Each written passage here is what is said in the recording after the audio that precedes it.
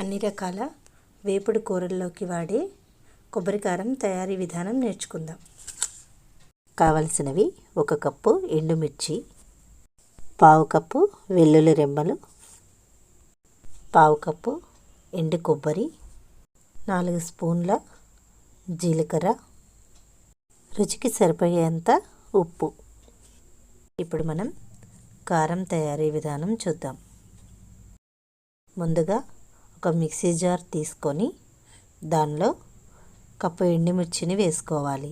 ఈ ఎండుమిర్చిని ఒకరోజు ఎండలో పెట్టుకుంటే పౌడర్ అనేది త్వరగా మెత్తగా అవుతుంది.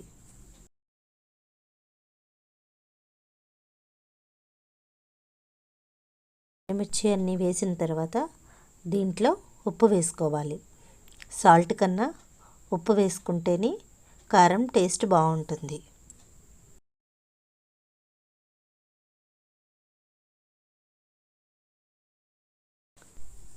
మూత పెట్టుకొని గ్రైండ్ చేసుకోవాలి. ఈ విధంగా మిర్చిని మెత్తగా గ్రైండ్ చేసుకోవాలి. దీంట్లో వెండి కొబ్బరి ముక్కలు కూడా వేసుకోవాలి. అన్నీ ఒకేసారి కలిపి పట్టుకుంటే కారం అనేది మెత్తగా రాదు. దీనిలో జీలకర్ర, వెల్లుల్లి రెమ్మలు వేసుకొని గ్రైండ్ చేసుకోవాలి. ఇప్పుడు కొబ్బరి కారం తయారైపోయింది. ఈ కారాన్ని మనం అన్ని వేపుడు కూరల్లోకి వాడుకోవచ్చు.